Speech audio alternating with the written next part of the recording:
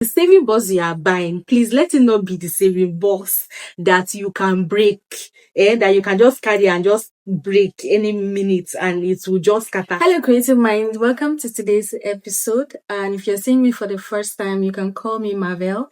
And on this channel I share mindset growth, personal development, and a little bit of lifestyle and my day-to-day activities, and also share most of the things that I've learned and I've done that has actually helped me in my personal growth journey. Today I'm going to be sharing with you the things I did that helped my financial savings, that helped me to be able to save a lot last year. So I want you to know that you don't have to be extremely wealthy for you to gain financial freedom. You don't have to be rich for you to begin these steps. Okay, you don't have to have 1 million naira in your account for you to start this step. And no, I'm not going to tell you to start investing. That is not the essence of this video. Please, we are not starting with investment. As a beginner, I do not recommend that you start with investing first. I recommend you start with savings. How did I do this? I'm going to be sharing with you 3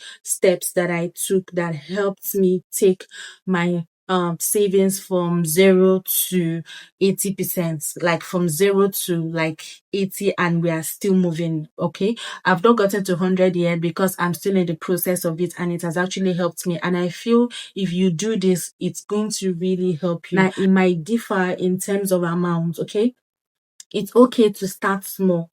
Before we begin, I want you to know that it is okay to start small. Please, nobody should pressure you to that you have to start big. Nobody made it big, okay? Except if, of course, you were born with a silver spoon. But for those that were born with a silver spoon, that case is different. And for some of us that we had to start from where we are and start small, these are the habits that I inculcated into my life that has really helped me in terms of saving. So first, the one thing is to track a number, spare a little change every day. So you might have like a saving box. A lot of people do this, and I did it and it helped me. So you can decide to put in your saving box, for instance, you can decide to put 500 naira, 200 naira every day, like spare change. Maybe you went out, you have, for business owners that see money every day, or for people that have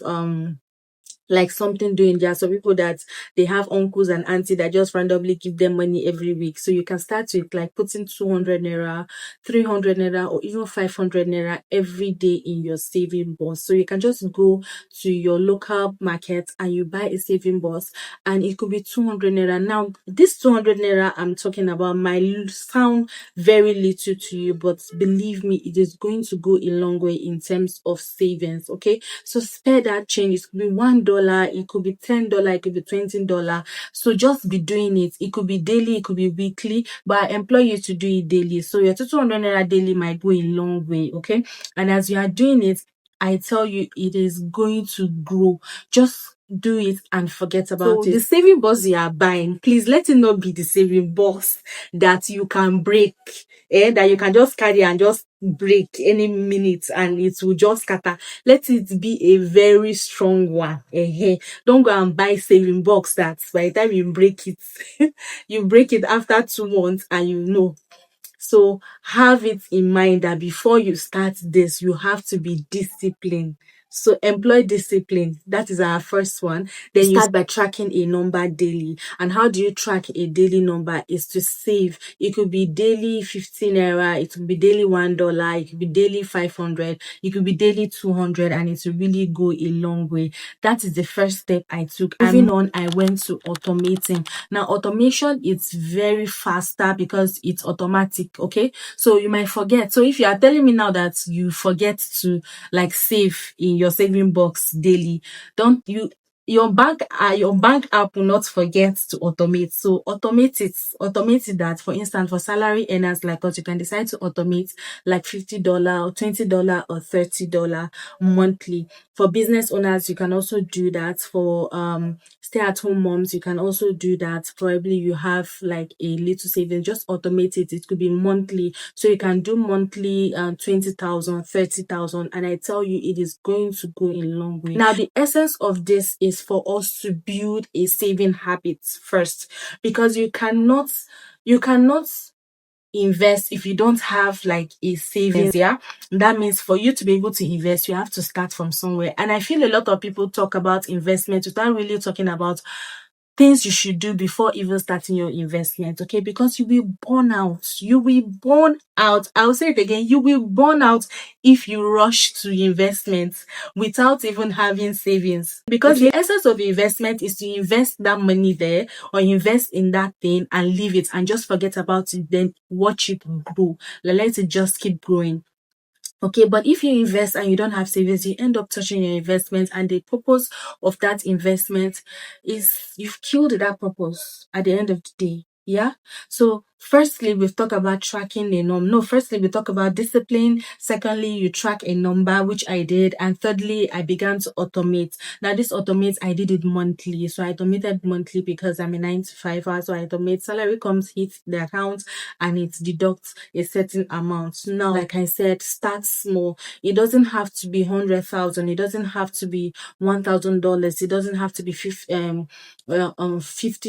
It can be $1. It can be $5. The essence is for you to build these habits. Okay, that's the essence, for us to build a habit, and as time goes on, we progress in it. Okay, then the third one, which leads me to the last one, is for you to stay consistent. So if you are handling number one, which is saving daily, you have to be consistent, because if you're not consistent, it is going to kill the purpose of this habit. Is going to kill the purpose of the savings. So this is what I did, and I tell you, it actually helped me. By the end of the year last year, I was looking at my savings and I'm like, oh my god, I had that amount of savings, and it really motivated me to start this year.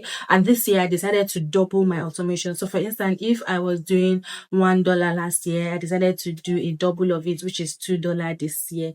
And now I have savings, and I'm comfortable with savings, and I moved to investment, which I'm going to be talking to you in that video. Now, no, I am not an accountant or a financial expert. These are just tips that I've done, and it has actually worked for me over time. And I feel there are simple things that people outlook that really helps in terms of building your finances and building your savings. Because the truth is, you do not have to have that $1 million to be able to do a whole lot of things. We can start with our daily habits. Okay, so for instance, you are spending. So most times what I do is, before I buy that thing, or before I pay for whatever it is I want to pay for, I pause and I think, is this really needed? If I stay 30 days without this thing I want to buy, will I still be alive?